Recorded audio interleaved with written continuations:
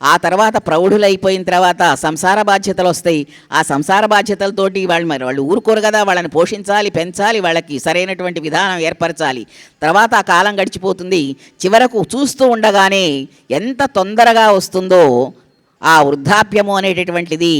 ఆ వచ్చిన తర్వాత మనం ఏమైనా చేయగలుగుతామా? వృద్ధాప్యం, జర అనేటటువంటిది చాలా వేగంగా వ్యాపిస్తుంది.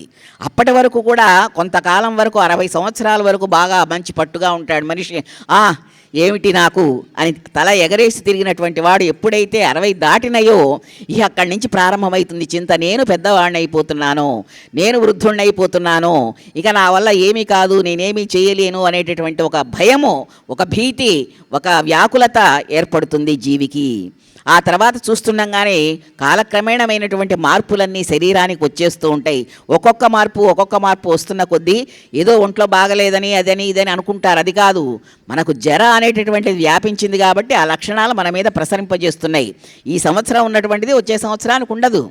కాబట్టి ఇట్లా చంచలమైనటువంటి ఈ శారీరక దారుఢ్యంతో మనం ఏం చేయగలమో అందుకే ముందుగానే చేయమన్నారు. ఎప్పుడో తర్వాత చేస్తాం, మేము తీర్థయాత్రలకు వెళ్తాం, గుళ్ళకి వెళ్తాం, గోపురాలకు వెళ్తాం, అప్పుడు చేస్తాం, ఇప్పుడే ఉంది, ఇప్పుడు తొందరే ఉంది అని అనుకోవడానికి వీల్లేదు. ముప్పున కాలకింకరులు ముంగిట వచ్చిన వేళ. కాలకింకరులు వస్తారండి, ఎక్కడున్నా